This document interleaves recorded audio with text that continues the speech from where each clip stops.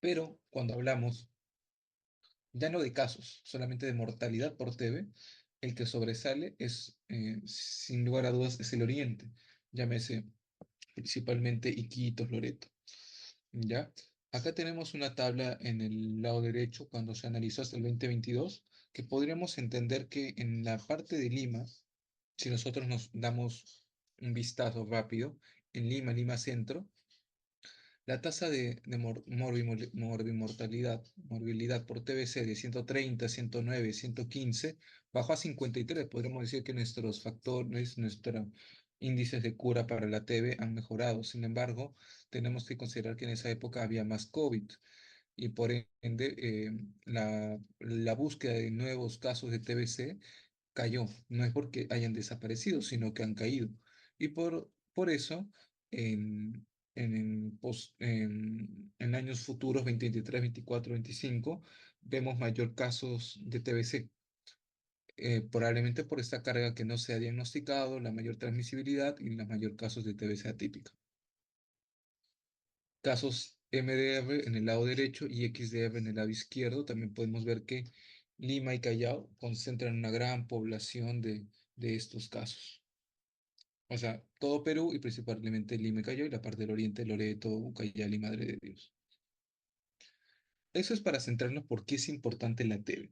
TV mueve dinero, mueve estatus socioeconómico, poblaciones que no están en desarrollo y a nivel de Perú podríamos decir, Lima está desarrollada, pero tenemos Lima en lugares en que no llega el internet, no llega las comunicaciones, Lima es muy grande, tiene mucho hacinamiento por la población y por eso también es un lugar que tenemos muy propenso de tener TB. Microbiología.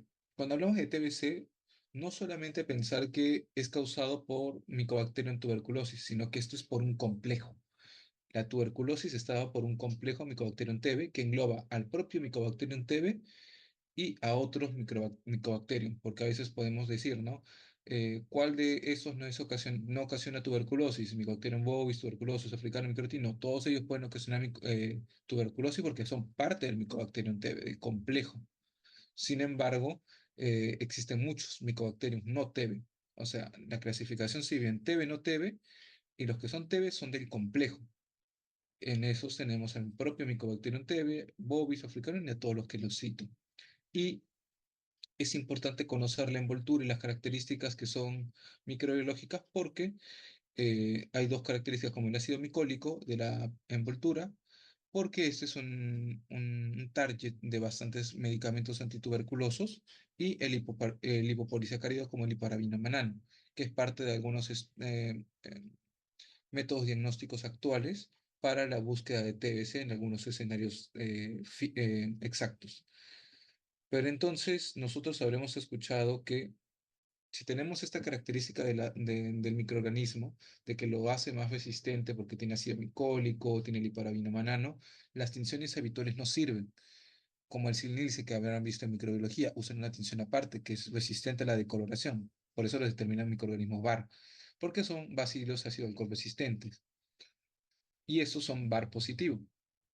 Pero entonces a veces hay personas o médicos o estudiantes que creemos que todo VAR positivo es igual a TB o al complejo Mycobacterium TB. Tampoco no es cierto, sino que te dice que es un bacilo ácido alcohol resistente, pero no es el único, existe otros como nocardio.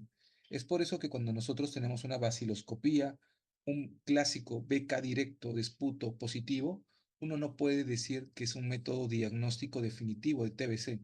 Es el método para empezar tratamiento, pero el método definitivo, como en muchas enfermedades infecciosas, es el cultivo porque tenemos casos en los que estamos en junio, diagnosticamos un paciente con VAR positivo por un BK positivo, empezamos tratamiento y a los 2 meses sale el cultivo y no es un Mycobacterium TB, sino es un Mycobacterium no TB, un Mycobacterium abscesus, que tenemos varios, y el tratamiento cambia, le dan clofazimina, linezolide, tambutol y otras drogas más, claritromicina, citromicina. Es decir, me sirve para empezar el tratamiento, pero no me da el diagnóstico. ¿Ya? Y considerar que hay otros microorganismos que pueden ser positivos en la baciloscopía. El crecimiento es muy lento, o sea, por eso es que yo hago la primera tinción y yo tengo que mandar a cultivo porque el cultivo puede demorarme hasta 2 meses para que me diga que es negativo, dependiendo del medio. La transmisión se da por aerosoles, gotitas, flush, gotitas pequeñas que se quedan suspendidas y podemos transmitir. Podemos, cuando uno esté expuesto, que usualmente la mayoría hemos estado expuestos, más de un 75 o 90% de personas, tenemos la opción de hacer una cura inmediata, porque nuestro sistema inmune es adecuado, una enfermedad primaria, una infección latente o una reactivación. Entonces, la cura inmediata es lo principal. Nos contagiamos y nuestro sistema inmune es adecuado y lo elimina. Pero tenemos otro que nuestro sistema inmune no está adecuado y lo encapsula, lo hace complejos de Gauss, granulomas y lo queda en el pulmón. Y cuando hay una pequeña estado de inmunocompromiso, inmunosupresión, diabetes, cáncer, quimioterapia, VIH, algo, se reactiva y hace diseminación. Las presentaciones de la TB extrapulmonar pueden darse porque se da una diseminación primaria, se siembra en algún otro lado como en el cerebro o en el hueso, así, queda dormido en complejos granulomas como en el pulmón y luego se reactiva, o porque después de una infección primaria, luego vuelve a activarse. Como le decía, el 90% controla la infección primaria, se da un aclaramiento o pasa una fase latente, pero no pasa más. Y esto puede desarrollar en cualquier momento de nuestra vida inmunocompromiso o activación por inmunocompromiso. Es por eso que el PPD, que es una prueba que vamos a verlo más adelante, no es muy útil aquí en Perú porque la mayoría, si nos hacemos esa prueba, vamos a dar reactivo porque hemos estado expuestos al microorganismo y hay muchas reacciones cruzadas.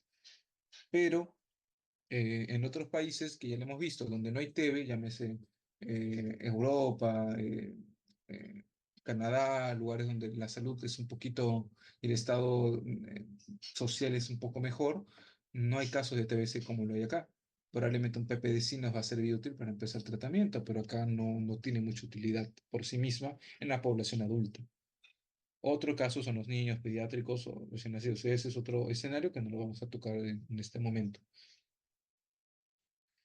Con la infección primaria, mayor caso se resuelve, solamente se da 5 a 10% presentan de verdad una enfermedad. O sea, me contagio, soy expuesto a TBC y desarrollo tuberculosis de manera inmediata, es muy poco probable. Casi el gran grueso de pacientes es reactivación por un inmunocompromiso. Reactivación de una enfermedad primaria. Cuadro clínico. Acá esta es la parte que probablemente más voy a pasar rápido porque cuadro clínico de TBC, como muchos de sus maestros, sus docentes les han enseñado, la tuberculosis es una gran imitadora, puede dar cualquier tipo de sintomatología en el lugar que ustedes se imaginen.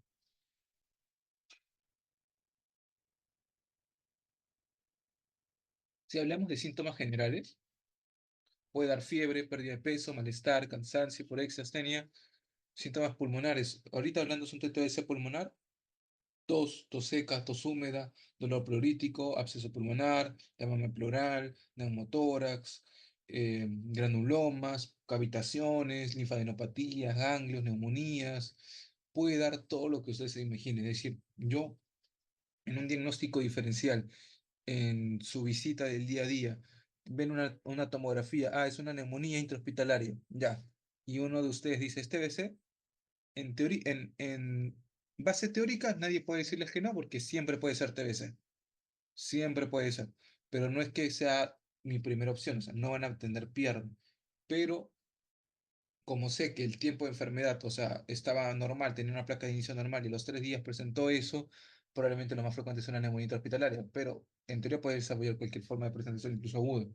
Diagnósticos, exámenes auxiliares, imagenológicos, radiología, tomografía, diversas presentaciones y lo principal para yo determinar que eso no es factores de riesgo y cuadro clínico.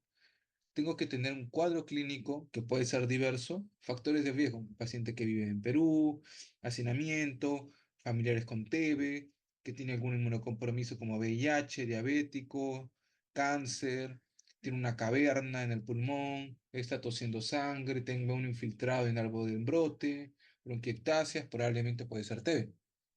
Diagnóstico diferencial en su visita del día a día, ven una tomografía, es una neumonía intrahospitalaria, ya, y uno de ustedes dice, este BC, en teoría, en base teórica, nadie puede decirles que no, porque siempre puede ser TBC, siempre puede ser, pero no es que sea mi primera opción, o sea, no van a tener pierna, pero como sé que el tiempo de enfermedad, o sea, estaba normal, tenía una placa de inicio normal y los 3 días presentó eso, probablemente lo más frecuente es una neumonía hospitalaria, pero en teoría puede desarrollar cualquier forma de presentación, incluso aguda. Diagnósticos, exámenes auxiliares, imagenológicos, radiología, tomografía, diversas presentaciones y lo principal para yo determinar que eso no es factores de riesgo y cuadro clínico. Tengo que tener un cuadro clínico que puede ser diverso, factores de riesgo, un paciente que vive en Perú, hacinamiento, familiares con TB, que tiene algún inmunocompromiso como VIH, diabético, cáncer, tiene una caverna en el pulmón, está tosiendo sangre, tenga un infiltrado en algo de brote, bronquiectasias, probablemente puede ser TB. Otras presentaciones, la tuberculosis miliar, que es una presentación hematógena, diseminación hematógena, puede surgir de una infección primaria o reactivación. TBC extrapulmonar. La tuberculosis puede afectar a cualquier órgano con presentación clínica. O sea, imaginémonos, nos da en el abdomen, da dolor abdominal. A veces hemos tenido pacientes con cuadros de gastritis, apendicitis, diversas cosas y sale que es TB. Hemos tenido pacientes con dismenorrea, dolor pélvico, que piensan que es una enfermedad pélvica inflamatoria, una EPI, y sale siendo TB con una salpingitis. Hemos tenido casos con una pilonefritis, con la triada clásica, que sale TBC urogenital, una meningitis que al final sale siendo TB, diversas cosas. O sea, todo podría darnos TB. Pero por eso, o sea, no por eso tengo que pensar que todo es TB, pero sí lo tengo que tener en cuenta que podría ser TB. Por ello, siempre nosotros pedimos en el servicio estudios para TB en la mayoría de nuestros pacientes porque nunca podemos descartar la TB. Este es un caso, por ejemplo, una figura del TBC miliar, que si se dan cuenta en la figura de la mano derecha, ven pequeñas lesiones micronodulares, puntiformes, blanquecinas, hiperintensas en el pulmón del hemitórax derecho. Todo eso representa a micronodulaciones, a lo que comúnmente se conoce como granos de mijo, granos de arroz, que les dicen, ¿no? Por el caso clínico, paciente varón, mujer de tantos años, que viene con tos de 3 semanas, fiebre, pérdida de peso, le toman una tomografía, se evidencia imagen compatible con granos de mijo y lesiones en el árbol de brote, TBC, es lo que quieren decirlos, porque es la presentación típica.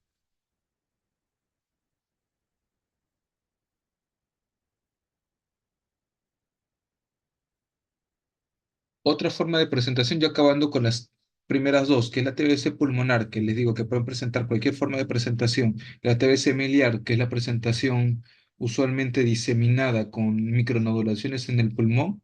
La tercera forma de presentación son las extrapulmonares. De las extrapulmonares, la presentación más frecuente, una de ellas, es la TBC del sistema nervioso central. Pero lo más frecuente es ganglionar, pero de la TBC del sistema nervioso central, la presentación más frecuente es la meningitis, pero también puede haber sistema nervioso central, tuberculomas, aracnoiditis, mielitis transversa, o sea, puede presentar todo.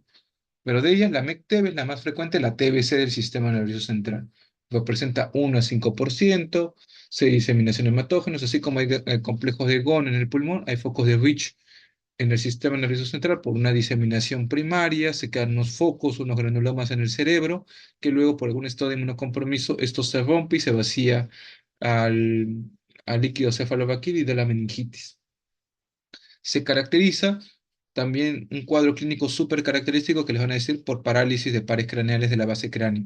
Como se da una inflamación, una meningitis, y esta meningitis da aracnoiditis y inflama donde sale la salida de los pares craneales de la base de cráneo, afecta principalmente los oculomotores. Les dicen a paciente, mujer de tantos años que presenta fiebre, pérdida de peso y parálisis de pares craneales en el líquido cefalovaquídeo presenta compatible con meningitis. Te quiere decir que probablemente es una meningitis TB, ¿no? Y en la punción lumbar se ve hipoglucorraquia, consumo de glucosa, hiperproteinorraquia, elevación de proteínas y pleocitosis, que es elevación de leucocitos a predominio mononuclear. Puede ser un polimorfo nuclear en los primeros días y que luego cambia a mononuclear. También se ha visto y se ve. Para eso tengo que saber cuáles son los valores normales, que probablemente ya lo han discutido en neurología, pero es lo más importante saber. Tengo que saber cuál es el valor normal para yo poder decir, está baja mi glucosa, está elevado mis proteínas, está elevado mis células. TBC ósea, igual, es una diseminación hematógena y que se siembra en el hueso. Puede ser tejido óseo, sinovial, puede dar espondilitis, artritis, osteomielitis. Ya que han pasado por reumato, puede dar uno piensa que es una espondilitis anquilosante, pero no, es una TBC ósea. Le toman placa, cultivos y sale TBC. Uno pensará, doctor, ¿cómo saco un cultivo de ahí? Se puede tomar cultivo de hueso y se manda acá. Todo lo que ustedes se imaginen puede mandarse a cultivo y especialmente de tuberculosis, porque nosotros hemos tenido cultivo de hueso, de columna, de ojo, de intestino, de lágrima, de fluidos corporales, de todo lo que se imaginen se puede mandar. El problema es que yo imagino que es por desconocimiento, el médico no lo manda, pero ustedes que ya están teniendo esta clase tendrían que mandarlo cuando sean internos y trabajadores, que cualquier muestra se puede mandar, porque vamos a ver algunos casos más adelante. La presentación más conocida de TBC ósea es el mal de Potts. Epidemiología representa 10 a 35% de los casos. El mal de Pot es el nombre antiguamente conocido para el espondilodicitis por TBC que afecta usualmente a la zona dorsal baja y lumbar alta. Otra forma es la TBC urogenital, la tercera causa de TBC extrapulmonar después de la ganglionar y la pleural. Puede darse en los varones como en las mujeres. En el varón afecta usualmente el epidídimo, en las mujeres usualmente la trompa de falopio. Puede dar, ¿cómo se llama? Eh, eh, esterilidad también.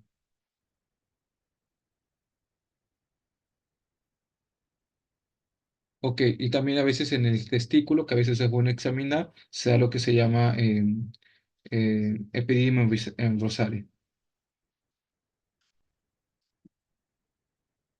Ya, TBC ganglionar, de todas, es la presentación más frecuente.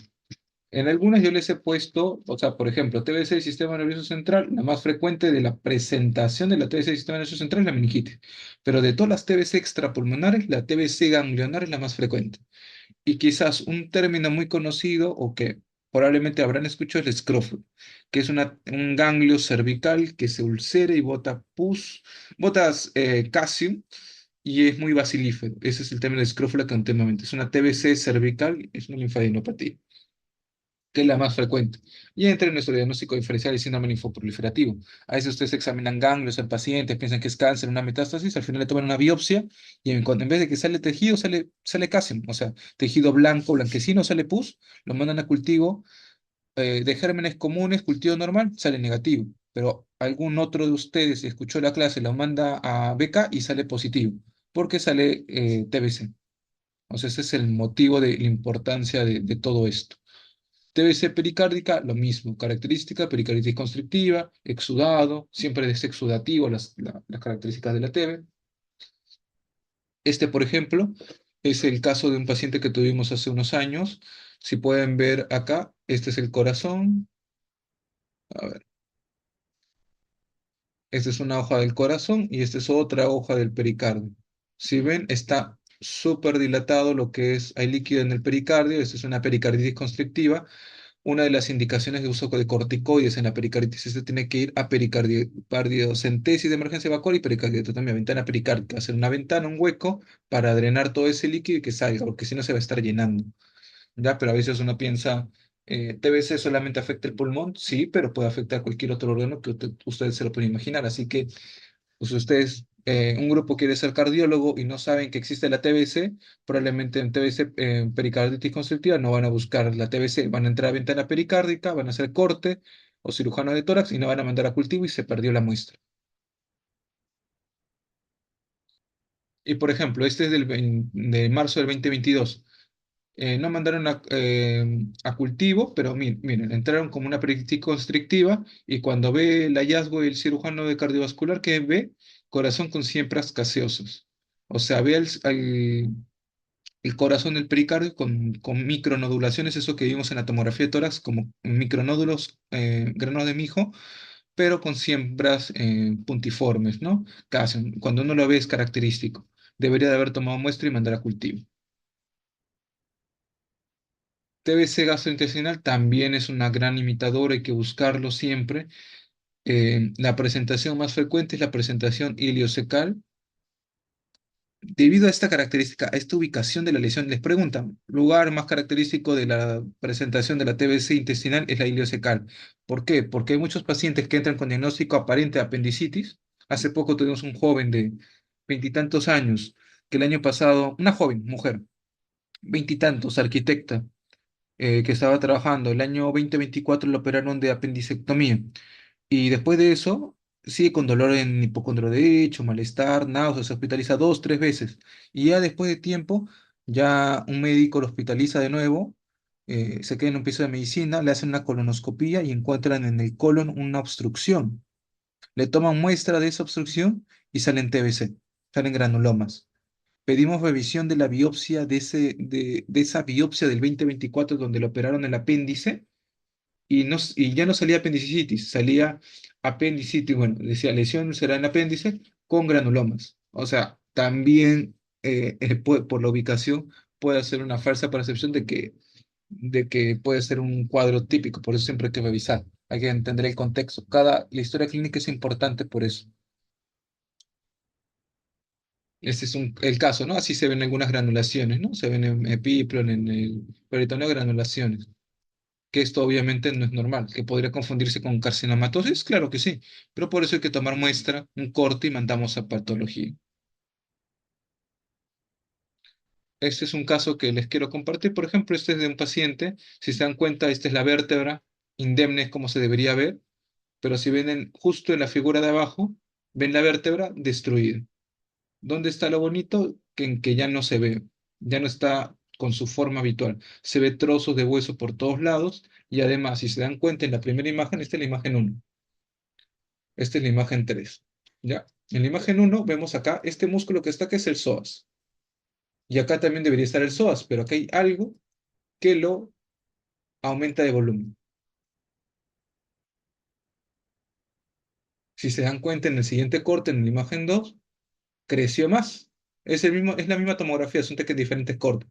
Y en la imagen 3 se ve la destrucción de hueso, esta es la espondilodicitis, y se ve que también el psoas del lado derecho también está comprometido. Es decir, esta es una espondilodicitis con absceso de psoas bilateral. Se tomó muestra, se mandó Ginexpert y salió TBC. ¿Ya? Pero nosotros tenemos que tener la teoría clara. Nosotros sabemos que la presentación más frecuente de TB es pulmonar, entra por vía respiratoria. Usualmente la mayor parte lo elimina, pero un pequeño porcentaje hace una infección primaria, es cierto, y otro porcentaje una siembra y por algún estado de inmunocompromiso se reactiva. Pero todos los pacientes usualmente hubo una presentación, una microentrada pulmonar. Es decir, yo, a pesar de que el paciente tenga dolor abdominal, dolor en la columna, una meningitis, tengo que estudiar el pulmón. ¿Por qué? Porque el paciente, uno, porque ya les estoy comentando, y otro, porque ¿qué pasa si el paciente viene por meningitis? Ya le hago estudio y sale TB, ya, chévere. Pero ¿y el pulmón? ¿Cómo llegó la TB para allá? En este paciente vimos que tenía esto, le pedimos una tomografía de pulmones y vimos que en el ápice del lado izquierdo hay este infiltrado sospechoso. Y en este pulmón del lado derecho también este otro infiltrado, que es normal, que no es normal. Entonces tenemos un paciente con lesión en columna, con absceso de psoas, porque la tuberculosis en columna, como le dije, se llama mal de Pot, y cuando ese absceso usualmente se caracteriza porque da abscesos en psoas y vemos que hay un infiltrado compatible. O sea, no tenemos hasta el momento sospecha de que fuera TB, pero tenemos un paciente de Perú, joven, que tiene lesión pulmonar, lesión en columna compatible, deberíamos empezar tratamiento para TB. Tomamos muestra, todo lo demás. Este es otro corte de la lesión en la columna que se ve destruida y compromete la médula. También por el compromiso de médula importante, o sea, el paciente está entrando ya con sección medular, tenemos que darle tratamiento y corticoides. Le pedimos una prueba de GeneXpert, esto fue particular que se mandó porque en ese momento no había reactivo y salió TBC positivo. Pero hasta que nos llegó el resultado, tenemos que empezar el tratamiento. Ese es el tema, ¿no? O sea, le empezamos tratamiento, tomamos muestra, empezamos quizás un tratamiento el día lunes y el día miércoles, jueves nos llega el resultado, lo continuamos. ¿Hay casos en los que podemos esperar? Claro que sí. TBC cutánea, TBC sin compromiso, ¿no? Pero una TBC que afecta todo, que haya destruido la columna, que me ocasione sección medular, todo eso, probablemente la urgencia está más ahí. Una pericarditis constrictiva, una meningitis TB, que compromete el estado, ¿no? del paciente. Este es otro caso que, por ejemplo, miren, en este paciente le pedimos de líquido acítico. O sea, tú puedes pedir TB de donde ustedes se lo imaginen, solamente que tienen que hacer la búsqueda. Si no lo buscan, no lo van a encontrar. Este es otro caso, este es una mastitis. Por ejemplo, pedimos exámenes, revisamos y dio una lesión crónica granulomatosa y la tinción VAR fue positivo. Obviamente, esto nos da pie a empezar tratamiento. Obviamente, el diagnóstico definitivo es el cultivo, pero da presentaciones aberrantes que pueden confundirnos. Por eso tenemos que tener en cuenta cualquier escenario. Este es un caso de una escrófula, por ejemplo. Esta es una lesión ganglionar cervical de un paciente que esto luego termina reventando y da secreción casi. Esta es otra foto de otro paciente que reventó. Más frecuente, ¿no? Ganglionar. Este es el TB-LAM. Este es un paciente que lo tuvimos hospitalizado y se acuerdan, ¿no? Parte de la microbiología es el LAM, el lipoaminomanano en orina. Solamente está indicado en pacientes con VIH y con CD4 menos de 100 idealmente. La guía actual del MINSA pone de 100 a 200 hospitalizado. Nosotros idealmente lo validamos en menos de 100, pero en otro paciente que no sea VIH usualmente no se debería pedir porque hay más falsos, hay más reacciones cruzadas, tiene menos sensibilidad y se pierde la utilidad de la muestra. Eso ha sido validado en estos pacientes. Otro ¿no? paciente que hemos pedido positivo, TB-LAM, y damos caso. ¿Y por qué se diseñó esto? Porque vieron que muchos pacientes, lo que ustedes podrán decir, doctor, yo sé que la teoría me dice que entra por el pulmón, tiene su lesión pulmonar, que es lo más frecuente, pero ¿qué pasa si el paciente no sabe toser, no sabe botar esputo, no sabe hacer eso? Y aún así, incluso hay pacientes que son paucibacilares, es decir, tienen baja carga de bacilos. Y los pacientes VIH sobre todo, no botan muchos bacilos, con poca cantidad de bacilos ya se diseminaron. Pueden tener presentaciones extrapulmonares. Vieron que este TB laminorina, que es el hipoaminomanano, que es la de la cápside, se puede botar por orina y pueden detectarlo. O sea, ya no es una prueba de orina, ya no está limitado a que el paciente me dé una buena muestra, sino a una muestra de orina que la mayoría de pacientes lo puede dar, no hay ningún problema. Pero solamente en pacientes VIH está validado, como les digo, pero es la utilidad. Este es un caso interesante. Esta es una joven de 16 años. Ya miren la edad. Probablemente alguno de ustedes va a querer ser traumatólogo y va a decir, ¿por qué tengo que aprender infectología? ¿Por qué tuberculosis? Si voy a operar huesos, todo eso. O fracturas, otra cosa. Es un paciente de traumato que lo vimos en el 2023. Ingresa porque tenía un nódulo, un quiste en el dedo. Fue en la base de tercer metacarpiano de mano izquierda. Entran a operarla, dicen es una paciente joven, hay que ayudarla. La opera, ven que tiene un tejido raro de aspecto cerebroide, ahí está bien, y lo mandan a patología. ¿Mandaron a cultivo? No, para variar, no lo mandan a cultivo. Toman el reporte y sale osteomielitis granulomatosa con necrosis hipocasiosa por etiología tuberculosis. Es decir, una joven de 16 años, sin aparentemente etiología, con una lesión en el dedo, en tercer metacarpeno de mano izquierda, sale con probable etiología tuberculosa. ¿Tuvimos cultivo? No, porque no le mandaron muestra, pero tenemos que entender que las presentaciones suelen ser inusuales, es decir, todos debemos estar familiarizados acá en Perú de que todo puede ser TEI, por eso deberíamos mandar cultivo para todo, ¿ya? Por eso cuando nosotros votemos, hagamos un fellow, una votación internacional, Estados Unidos, España, donde ustedes quieren, Londres, donde sea, les van a preguntar a ustedes, ¿dónde son? De Perú. Les van a preguntar de TED porque nosotros vemos las presentaciones más inusuales de TED, ¿ya? Así que tenemos que tener ese fuerte de saber todo. Y es lo que más van a tener que ver, y en su serón o en prácticas es lo que van a tocar. Otro caso de escrófula en TBC ganglionar. Pedimos muestra, positivo a TBC. Este es de absceso intraabdominal. Este es otro caso, pero es absceso intraabdominal. O sea, ya vimos de líquido acítico, de hueso, del ESER, o sea, de todo puede salir. Y entendiendo eso, tenemos que saber qué métodos diagnósticos tenemos. Tenemos métodos microbiológicos directos, y cultivo. Los directos es lo que hace un momento les he dicho, que es el clásico comúnmente que le llaman BK, que me sirve para decir si es bar. Una cruz, dos cruces, tres cruces. Y el cultivo, que es la muestra, que hago un concentrado. En ese concentrado digo que es le hago tinción y además de lo que sobra lo mando a cultivo. Y eso me puede demorar hasta 60 días para decir que es negativo. Es decir, yo no voy a poder decir que es negativo hasta que me lo reporten.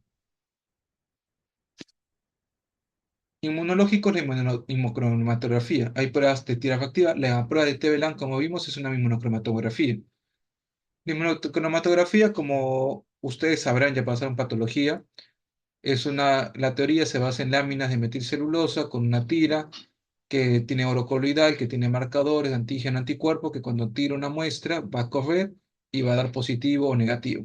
Ya es la base teórica de las pruebas de embarazo, de las pruebas que pueden ver de las que se llaman ELISAs, pero estas son pruebas inmunocromatográficas, es el nombre correcto, o otras pruebas. Pruebas moleculares, el PCR, el GeneXpert, que es también un mal nombre, o sea, el GeneXpert es el nombre comercial, pero es un PCR, y los Sinolipa, que son ensayos en línea, como el Genotype, y método de sensibilidad de drogas como los DOTS o las proporciones. Cada método que yo les menciono tiene una ventaja y desventaja, por eso tenemos que poder comprenderlo, ¿ya? Eh, Porque parte de la infectología y también de que ustedes son médicos tienen que saber pedir muestras, porque nadie les gustaría ir a una clínica o un hospital o una clínica, le piden a su familiar 20 pruebas y el médico no sabe por qué, solamente porque no le cuesta. No, tienen que pedir las pruebas que más les sean útiles, las necesarias y lo que sea útil, porque recién cuando le cobren al médico lo que está gastando, que no sea útil, ahí recién va a sentir la utilidad de eso. Y más aún en un país donde tenemos pocos recursos y tenemos que priorizar. Ejemplo de la vaciloscopía, que es el BK que siempre piden. Relativamente insensible, necesito 5.000 bacilos para ser detectado. O sea, necesito una gran carga de bacilos para yo decir, o sea, por eso que un BK negativo no me descarta.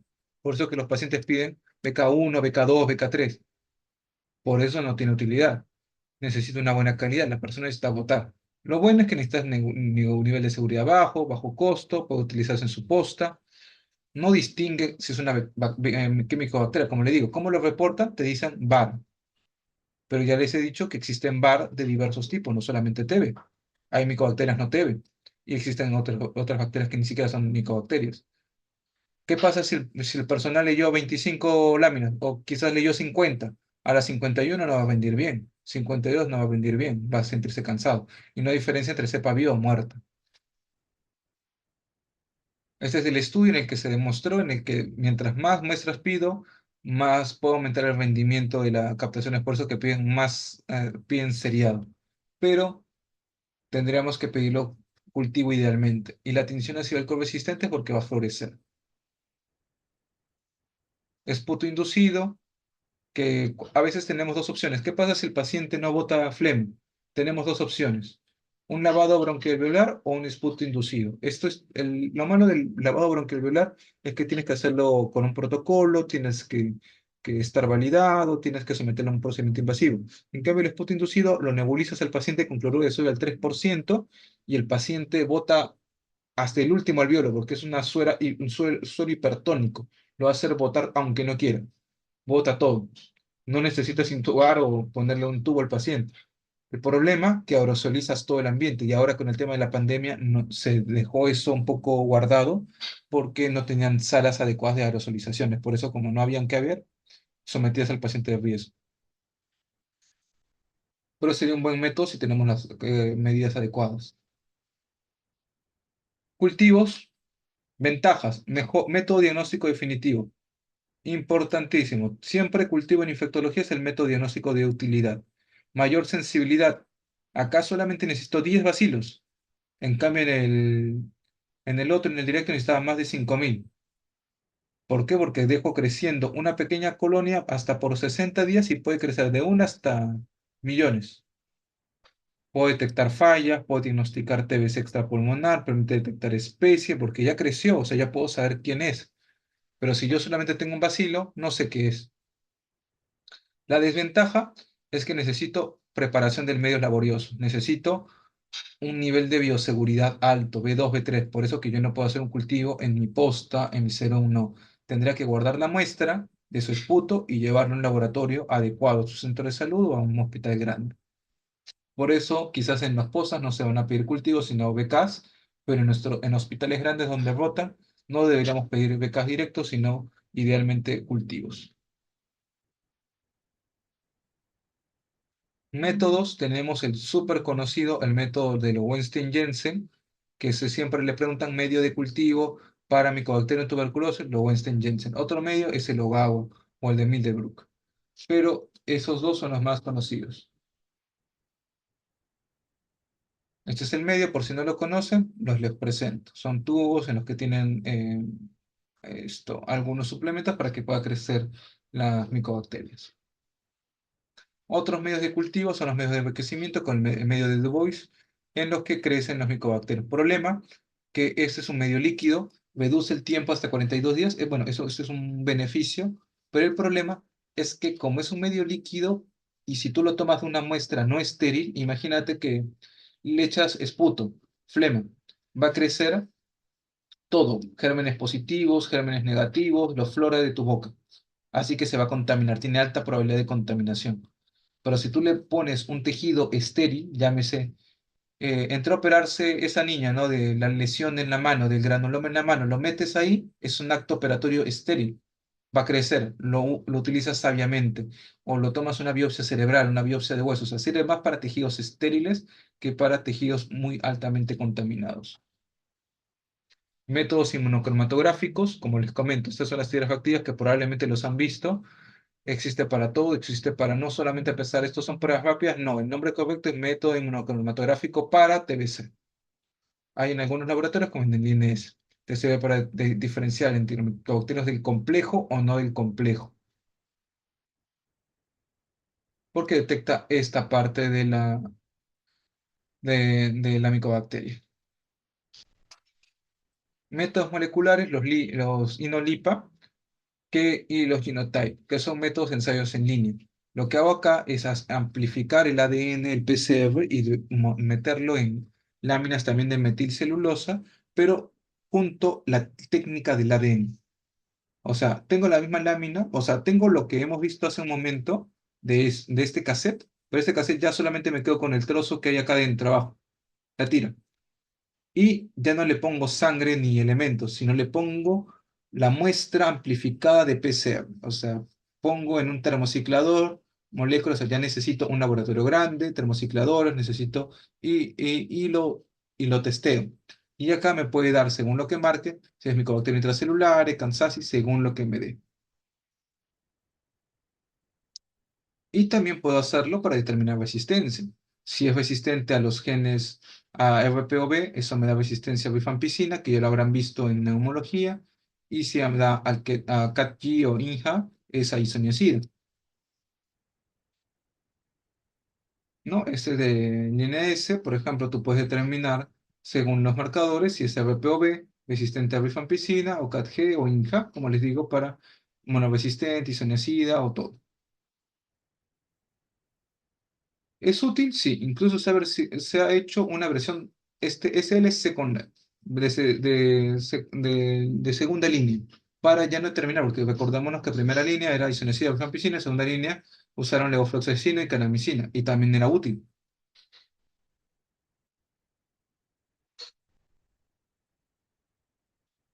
Problema de estas pruebas de las inolipa, de las test de genotype, es que necesitas muestras vivas, o sea, necesitas primero que tu cultivo haya crecido, que tenga colonias, y de tu colonia hacer una muestra amplificada.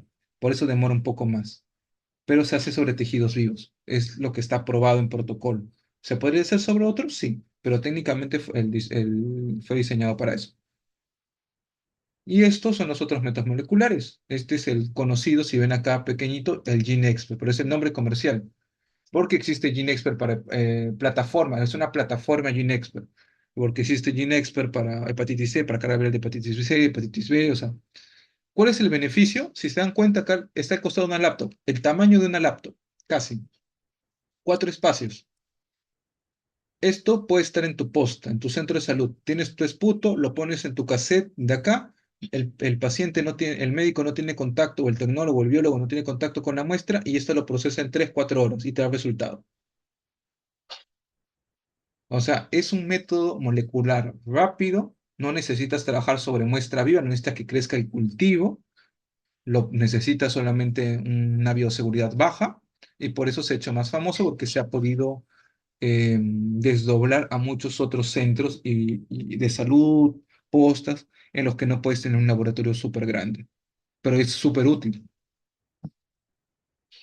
Pero también conocer que el GeneXpert, cuando es positivo, excelente, pero cuando es negativo no me descarta, porque cuando ven tejido pleural, la sensibilidad cae 30,5, o sea, positivo confirma, pero negativo no me descarta. También en articulación es súper alto, 97,2, o sea, yo le podría pedir.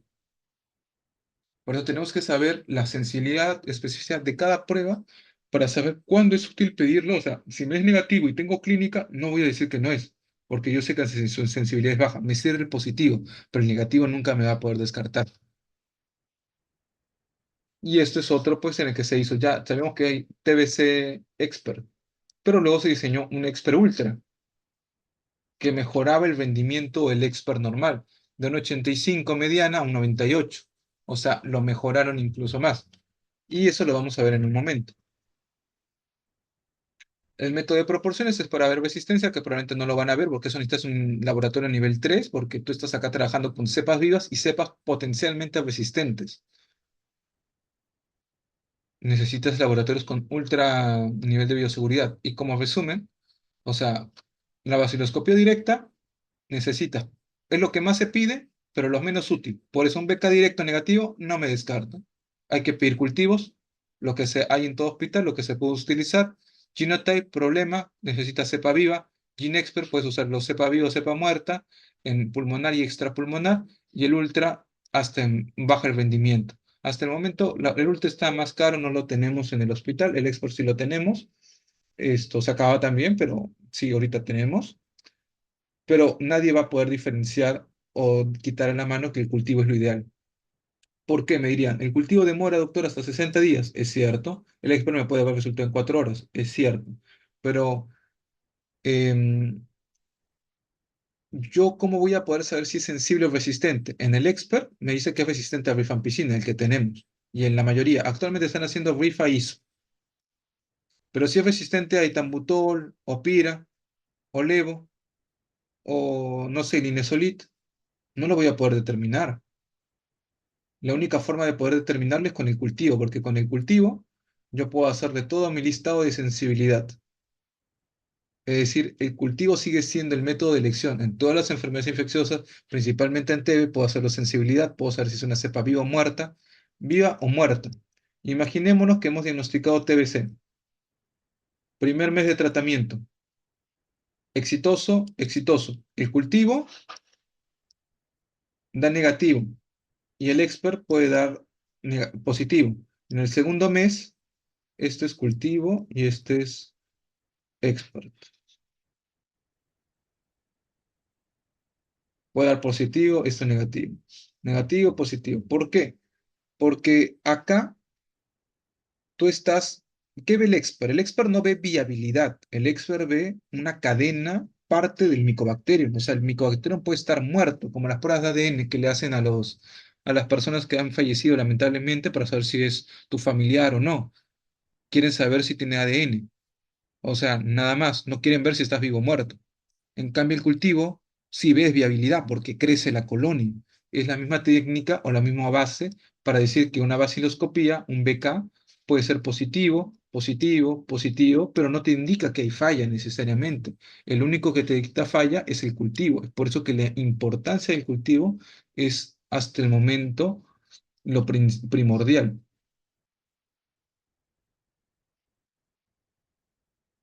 Y bueno, métodos diagnósticos en TBC latente, lo probablemente que es lo menos probable que van a poder ver, porque es más para especialistas, para algunos casos en especiales, los TCT, que son las pruebas de PPD, o los IGRA, que son los cuantiferones. Nombre comercial, ¿no? Pero tratan de ver que tengamos exposición a la TBC en algún momento en esta vida que se puede reactivar.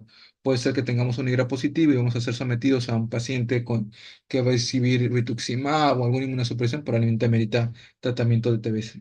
No TBC completo, sino hay TBC eh, con algunos esquemas con isobrifa, 3 meses, 2 meses, dependiendo el esquema que utilicemos, o iso solo, o entre los rifabutina. Manejo para todos tratamiento anti-TB. Y hay algunas preguntas que nos tendremos que hacer. Si tolera bioral, dale bioral. Los principales, el mejor tratamiento es bioral. La necesidad de corticoides, eso vamos a verlo, y la duración. Aislamiento respiratorio, soporte y evaluar comorbilidades. Conforme ha avanzado el tiempo, ha aumentado muchas drogas. Saber que los principios de la terapia son estas, probablemente ya no tocaron neumología, no quiero ser redundante en esto, pero el esquema sensible lo dividimos en dos partes, 2 meses y 4 meses.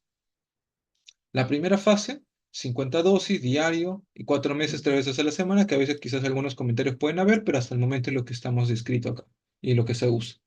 ¿Ya?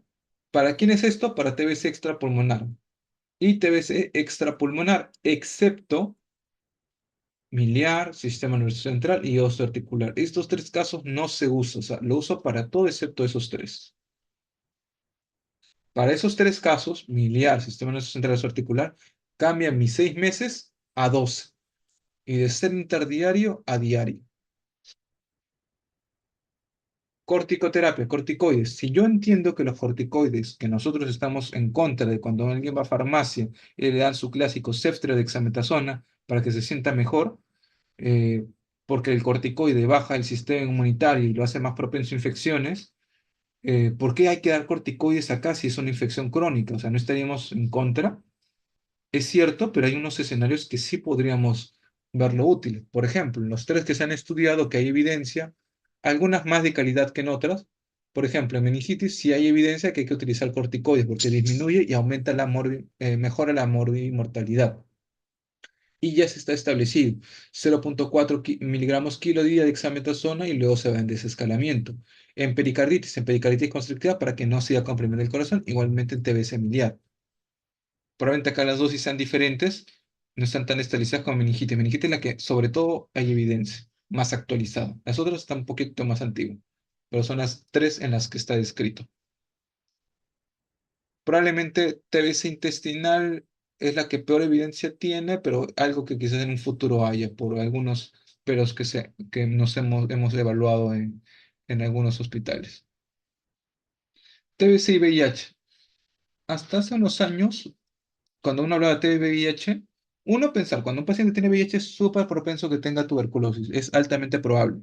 Lo otro, que siempre se prolongaba el tratamiento hasta 7, 9 meses por la coinfección VIH. En los estudios no vieron que eso mostraba superioridad. Hasta el momento, ya con el último artículo que fue publicado, bueno, en la norma que lo actualizaron, ya con la evidencia que había, bajaron de 2 a 4 meses, pero miren que es diario. Esto es lo que nos dice la norma técnica peruana, tenemos nuestros peros, pero en lo que dice en pacientes no VIH es interdiario, pero acá nos dice diario, ¿no? 3 veces a la semana, diario. Igual, esto aplica a ese pulmonar, extrapulmonar, pero no a la miliar, ni sistema nervioso central o articular. TBC resistente, eso tiene que aprender las definiciones. TBC-MDR, nuestro núcleo básico es isoniazida rifampicina. Resistente a rifampicina, resistente cuando es ABR, pero preguntaríamos por qué hay un término exacto para resistente a rifampicina, pero no para resistente a isoniazida, ¿no? Es porque cuando es resistente a rifampicina o resistente a isorifampicina, se trata igual. Cambio, si es resistente a isoniazida, solamente le cambias el medicamento, pero en cambio en estos dos no se trata igual, porque la probabilidad de resistencia múltiple y de fallar, porque la rifampicina es una superdroga, eh, la perderíamos por XDR y XDR. Hasta hace unos años se utilizaba la definición de XDR cuando era resistente, era MDR más resistente a una quinolona y a un inyectable. Ya eso ya cambió y se usa cuando es una quinolona, una fluoroquinolona y algún grupo de medicamentos del grupo A, como bedaquilina o linezolida. Preequidebe cuando es un talaquinolona. Poliresistente cuando es diferente a un fármaco sin cumplir los demás criterios. Estos son los grupos, probablemente las clasificaciones que hemos visto, los grupos A, B, C, D, que han ido cambiando conforme pasó el tiempo. Esto es lo que actualmente queda, ¿no? Grupo A, grupo B, grupo C. Esto es para rifampicina, como les digo, ¿no? Vecindad, rifampicina, TBMDR, se trata igual. Actualmente se usan hasta 2 años de tratamiento, pero existen esquemas en los que ya se puede utilizar con los nuevos medicamentos como bedaquilina, linezolid, clofazimina, y levofloxacino, esquemas mucho más cortos, ya que esperemos que eso se esté utilizando. Y algo que tienen que saber acá, que la RAFA, que es la reacción adversa a fármacos antituberculosos, es ¿cuántas pastillas damos usualmente? Nosotros damos isoniazida, empezando en un esquema sencillo, isovecida, rifampicina, etambutol, piracinamida. Un paciente en más de 50 kilos debería recibir 3 tabletas de iso, 2 cápsulas de rifa, 3 etambutol, 3 piracinamida y una vitamina de la piridoxina porque toma isoniazida. En total, 12. No, esto 3, 6, 9, 11, 12 pastillas. Sí. Cuando toma 12 pastillas, ¿qué es lo primero que causa? Malestar gástrico. O sea, el RAFA gástrico es la principal reacción adversa a los fármacos antituberculosos. Es lo esperable, pero no por eso le voy a suspender el tratamiento porque lamentablemente este esquema es el más adecuado o el que más éxito tiene. Y esos son todos los efectos adversos que pueden ocasionar. Y esto sí les vamos a preguntar porque esto lo tienen que saber, porque los pacientes toman fármacos antituberculosos y es lo principal. Sin embargo, el principal medicamento que tenemos que suspender es el RAFA cuando presenta RAFA hepático. No es el principal porque el principal es RAFA gástrico, pero el más importante es RAFA hepático, que lo definimos como 3 veces mayor al valor basal más síntomas o 5 veces sin síntomas. Cuando da esto, tenemos que hacer retos, quitar todos los antituberculosos y empezar a darle uno por uno. Considerar algo, que la iso, pira, etambutol y piracinamida de ellos, la iso incrementa transaminasas, la rifa incrementa transaminasas, la pira, hepatitis. O sea, iso, rifa, pira son hepatotóxicos. El etambutol es el único que no se ha descrito, o sea, es el menos probable, no ocasiona hepatotoxicidad. Probablemente van a encontrar un artículo o alguna revisión post-marketing que diga sí da hepatitis, pero no es el usual. O sea, si yo tengo un paciente que tiene RAF hepático, el antituberculoso que yo no voy a sospechar es etambutol. Si yo les digo iso, rifa, pir, etambutol, etambutol no es ocasionador de RAF hepático. De ellos, el más frecuente es la piracinamida de lejos. De ahí sigue Isobrif, pero el etambutol no, él es el buenito. Ya para terminar, conclusiones. La tuberculosis es una infección que puede ocasionar una variedad de presentación. Ya lo hemos visto, presenta cualquier tipo. Lo típico, sintomático respiratorio, más de 2 semanas, tos, pérdida de peso, vive en Perú. Pero puede dar cualquier otra presentación. Sospecha clínica es lo importante, factores de riesgo, inmunocompromisos. Tuberculosis tiene tratamiento. Si tú lo tratas, tiene un éxito enorme y es basado por su patrón de resistencia. Por eso el cultivo es lo más importante. No importa que le tomas un Ginexpa, tienes que pedir además cultivo siempre. Se pasa en un tratamiento empírico a un tratamiento individualizado. El seguimiento con vaciloscopías mensuales es importante, pero igual el cultivo muestra la viabilidad del mismo. Es decir, cultivo es importante para confirmar que esté, ver cuál es la sensibilidad, ver que esté viable, porque si el cultivo muere al mes, 2 meses, es porque el tratamiento que le estoy dando está bueno. Pero la vaciloscopía no, o sea, me dice, para el seguimiento, el cultivo es lo más importante. Le pido vaciloscopía mensual más cultivo. El cultivo es el que manda. Existen métodos diversos, pero es importante conocerlos para darles un mejor uso. Y eso sería todo, estimados doctores. No sé si hay alguna pregunta, duda al respecto.